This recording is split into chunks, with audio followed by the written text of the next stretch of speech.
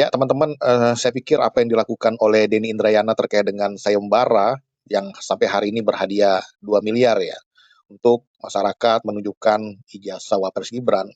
Ini saya kira sebagai sebuah kesia-siaan ya, ini sebagai pansos lah atau menyalurkan, kedunguan mereka ya. Karena apapun itu teman-teman, ini kan suatu hal yang mustahil ya. Bagaimana mungkin kita, menyamakan sistem pendidikan di luar negeri dengan sistem pendidikan yang ada di Indonesia. Di luar negeri sudah jelas nggak ada sebutan atau istilah sekolah menengah atas, tidak ada sebutan sekolah lanjutan tingkat atas. Ya maksud saya penyebutan penulisannya kan nggak seperti itu. Ya tergantung bahasa dari negara itu masing-masing. Nah, kalau di Indonesia kan kita mengenal SMK, SMA ya, dulu ada SEMEA seperti itu. Nah, maka dari itu kita harus memahami bahwa, eee masing-masing negara itu punya sebutan, punya istilah, dan punya sistem. Nah, di banyak negara maju itu ada istilah K12 teman-teman ya. Jadi, anak-anak sekolah itu tidak putus-putus seperti di Indonesia. Ketika lulus SD, mereka dapat ijazah ya. Ini kadang-kadang banyak-banyak masyarakat kita setelah dapat ijazah SD kadang tidak melanjutkan ya. Nah, begitu juga ketika lulus SMP, dapat ijazah, ngerasa sudah dapat ijazah, banyak sekali juga masyarakat kita yang kemudian tidak melanjutkan pendidikannya.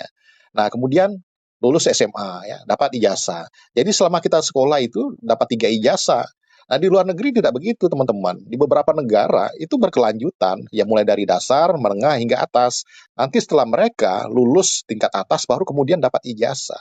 Paling yang berubah itu gedung, kelasnya saja anak-anak itu ketika sekolah selama 12 tahun tadi, K2 tadi.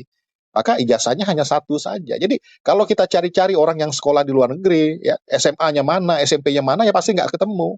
Ya, karena beda-beda dengan di Indonesia. Nah, penggiringan inilah coba dibangun oleh Dini Indrayana ya, seolah-olah di luar negeri itu sama penyebutannya, sistemnya, dan kurikulumnya dengan pendidikan yang ada di Indonesia. Jadi ada semacam framing kalau tidak sama dengan di Indonesia berarti tidak sah. Kalau tidak sama dengan sistem yang ada di Indonesia berarti itu palsu. Ya seperti itulah yang dilakukan oleh Deni Indrayana dan di-endorse, diresonansi oleh para pembencinya Pak Jokowi. Saya kira itu teman-teman.